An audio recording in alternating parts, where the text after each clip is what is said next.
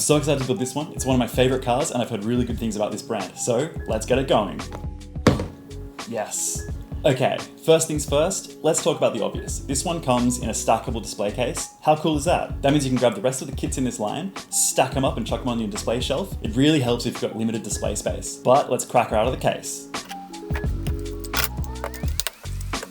So this kit by Mould is the Nissan Skyline R32 GTR. Obviously for copyright reasons, there's no branding, and the box simply lists GTR 32. I had a lot of fun with this build, so let's get into the review. As usual, we've got our 3 criteria: price, player displayability, and build experience. All right, first up, price. I bought this off Temu. I cannot remember how much I paid for it, and I can't find it on the app anymore, so it looks like it's been discontinued. But you can pick this up from AliExpress. It looks like there's currently one with no original packaging, so probably no display case, for about 20 bucks. But I imagine the full kit will be available at some point in time. It's the nature of these sites, things come and go all the time. I'm gonna talk about build experience next. So this builds like any other Speed Champions kit. As you can see, there's plenty of straight lines, which lends itself perfectly to the Lego bricks. And similar to the Porsche, and completely different from the McLaren, there weren't any crazy angles that needed any weird techniques. The bricks this time were very good. They're all the same color, and they do click together quite well. Still nothing on Lego. Lego is still the reigning champion of brick clickability. I'm beginning to think that Keeply is the only brand that can come close to Lego in terms of quality of bricks. Now there were a few stickers. I stuck a couple on, like the license plates, love that little detail, and a little sticker across the back that shows GTR. I didn't stick any of the door stickers on because I didn't think it needed it. I think it looked cool enough without. The stickers were very similar to the Porsche 911, where they took up most of the brick surface area and gave you little room for error. There's not too much else to say about the build experience. If you've built a Speed Champions car before, you'll have no problems with this one. Okay, player displayability. Playability, because there's no crazy angles, it's a very solid car, and because of the quality of the bricks, nothing's gonna pop off. Let's give it a quick roll test.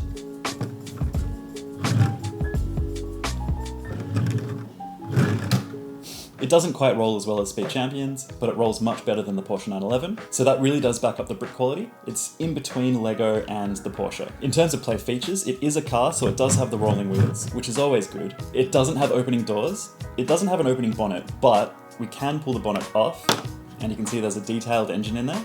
And something else I'm really impressed with is they've managed to squeeze a back seat in there too. Now you guys get to experience it first with me. I haven't tried to stick a minifig in because the kit didn't come with one. And for that, I've recruited Brian O'Connor in the iconic Fast and Furious Skyline. I have lost the spoiler.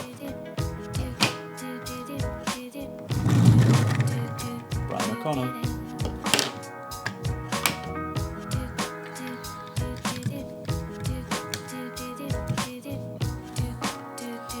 Here we go. All right, does he fit with the roof on?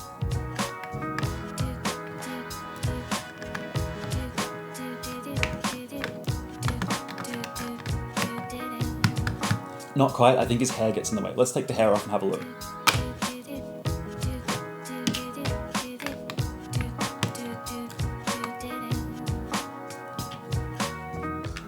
And there we go, we can fit a minifig inside as long as they're not wearing hair or a helmet, which I'm pretty stoked about because sometimes these cars are a slightly different scale to Speed Champions, and while you can put a minifig inside, they look weird. They look way too small for the size of the car. So for a little size comparison, let's see how it scales up against the Skyline from Fast and the Furious. As you can see, it's slightly bigger, and I feel like that's because they've prioritized not showing any studs anywhere on the car. That's one of my biggest gripes with the Fast and Furious Skyline, is we've got the studs across the front. And if you've ever seen a car before, they tend to have very flat bonnets. They're roughly the same length, and they're also about the same height to the roofline. Of course, both kits capture that iconic Skyline taillight detail, and overall I think it's a really good rendition of the R32 Nissan Skyline. Compared to the McLaren, the Skyline is a different beast. It's a lot bigger, and so it might look a bit strange on display with both cars, and it's got very similar dimensions to the Porsche. Of course, the Porsche's shape makes it look a lot smaller than the Skyline. The big boxy shape makes it look a little bit bigger. Now you may have noticed the Toyota Corolla in a couple of videos of mine. This is another alt bricks I put together, and I had such a terrible experience I couldn't even bring myself to make a video about it. But this is one of the kits that's a slightly bigger scale than Speed Champions, so it doesn't scale with the cars. And the car absolutely dwarfs minifigs. You could put one in, but you'll just see the top of his head poking above the windshield. I've actually glued the windshield in because these are the worst bricks I've ever dealt with, and nothing stuck. I've used a lot of super glue on this kit. I really like the interior detailing. They've done a really good job on the seats. I think they've put a little bit more work into those than Speed Champions generally does. And I'm not 100% sold on the wing mirrors.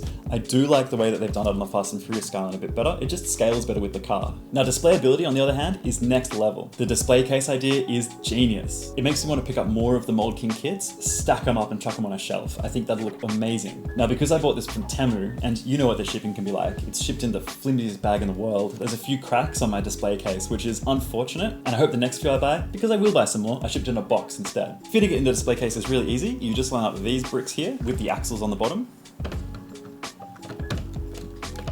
peg it in,